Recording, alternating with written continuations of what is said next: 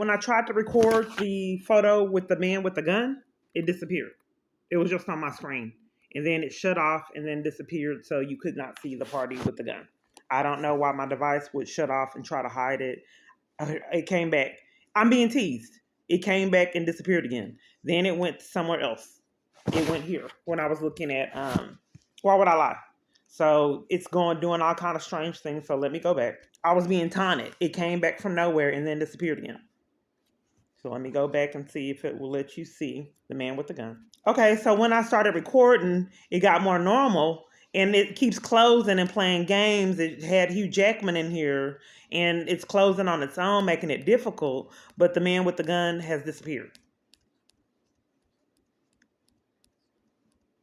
Well, it was all kind of people out the country, but then it switched up and it had people in this country. Why would I lie? Okay. Another problem is this is, personal information, but I want you to know my experience. I hate my monthly because it's abnormally heavy. I just found out that I was on my monthly at home alone. Then this comes up. I don't know how it came up, and I reported this to the police.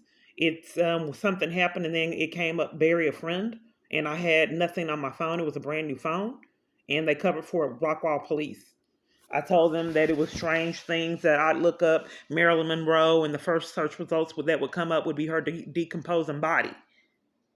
So I showed other people this, and they said something is seriously wrong with your phone. This is not my first time communicating this. So at Oxford Street Shelter, there was a reputation that I got for strange things going on. People witnessed my phone going off on its own, the services going off, it being in my pocket, YouTube videos playing. They witnessed church music sounding chopped and screwed like it was like demonic. They witnessed that. And then certain people, they said that, my phone was too weird because they look up things and it glitched and it was just strange and it pulled up weird things. So someone asked to use the phone and she looked at me. I said, you can use my phone. She looked at me in disgust and said, I don't want to use your phone. So she thought that I would have had enough sense that I was putting her life in jeopardy by offering my phone. So the real word spread around the shelter that this woman's being violated. And one of the tactics that she's being violated is her phone. So another incident, I was talking about the stalker and I showed someone his channel Facebook page and found out he had a child. And I said, well, he needs to take care of his child instead of violating me. In front of several witnesses, my phone, brand new phone, started vibrating and never worked again. I had that phone. It was less than a week that I had that brand new phone.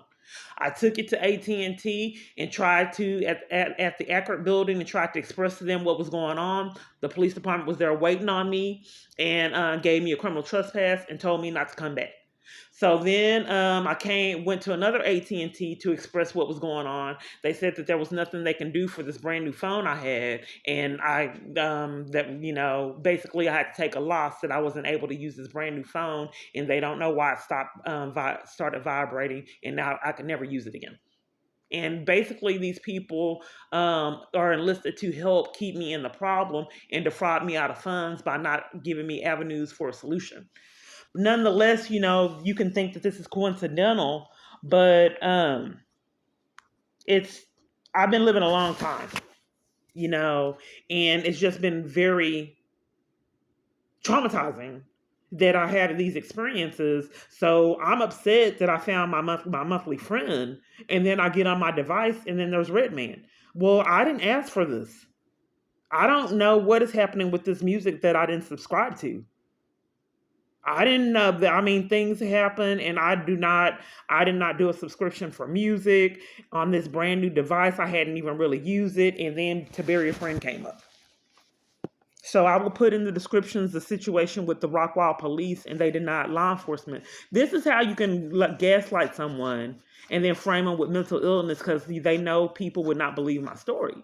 So if I just found out I was on my cycle, and then now I'm getting Redman, with no music subscriptions or anything to even get that. I'm here alone, so is it still voyeurism crimes? How would they know how to still hit things? How would someone be able to go in, even at the last environment, to take rings and my phone? All my rings are missing, and I had them in different locations. I love those rings. And all of them. It may have been 6 or 7 rings. 3 or 4 of them were together and other in different compartments. So that meant someone went through my bag and multiple different locations of my bag and took my rings that weren't close to the value of probably $15. They just didn't want them on my fingers. Can you explain how someone went in a tent and stole earrings? Then the madness at Walmart that you can't even wouldn't believe, so I can't communicate with you when I tried to replace my earrings.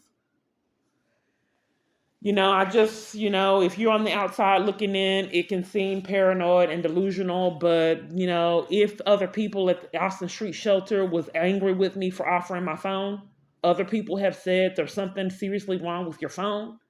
I said, I know, but I'm not able to get law enforcement.